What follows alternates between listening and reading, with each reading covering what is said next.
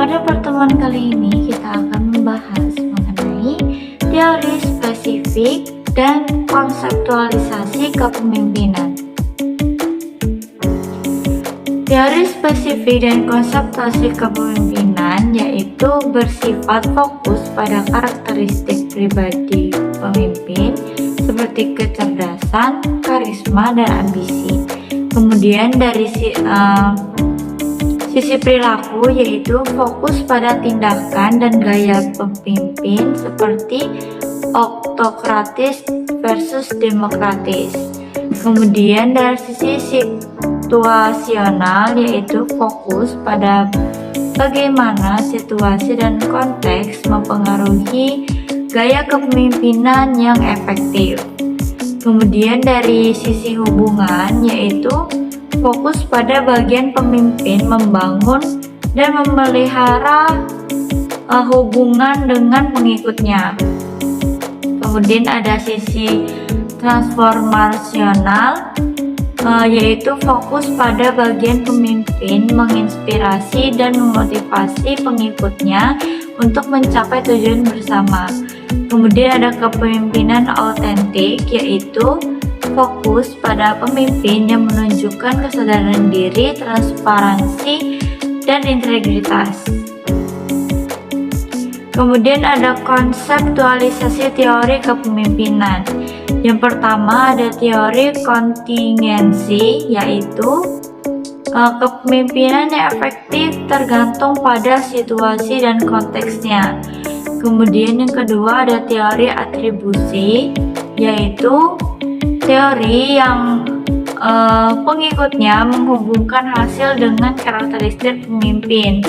Kemudian yang ketiga ada teori kepemimpinan transaksional, yaitu pemimpin memberikan ketidakseimbangan kepada pengikut untuk kinerja yang baik. Kemudian yang keempat ada teori kepemimpinan transformasional, yaitu pemimpin menginspirasi dan memotivasi pengikut untuk mencapai tujuan bersama.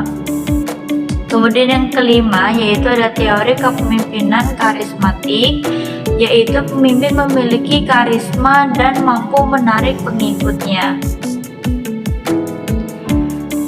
Selanjutnya ada perbandingan dasar lainnya dengan teori kepemimpinan. Yang pertama itu ada kepemimpinan pria versus wanita. Contohnya ini seperti apa? Misalnya, apakah ada perbedaan antara gaya kepemimpinan antara pria dan wanita? Nah, itu bisa kalian jawab, mungkin itu pasti ada ya, karena pria dan wanita itu sangat berbeda. Kemudian yang kedua, kepemimpinan formal dan informal. Contohnya apa perbedaan antara pemimpin formal dan informal? Nah, itu bisa kalian kerjakan juga apa. Kemudian kepemimpinan tingkat atas versus menengah versus bawah. Nah, di sini tuh pasti ada perbedaan antara pemimpin tingkat atas, menengah, dan bawah. Nah, kemudian yang keempat itu ada kepemimpinan global dan lokal.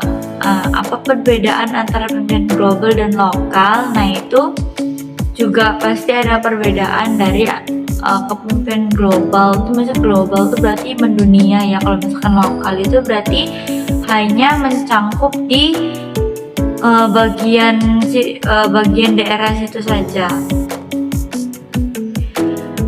Nah, kemudian yang terakhir itu kita lanjut ke kesimpulan, dan maka dari itu jadi kesimpulan dari materi kali ini yaitu teori kepemimpinan adalah bidang yang kompleks dan harus berkembang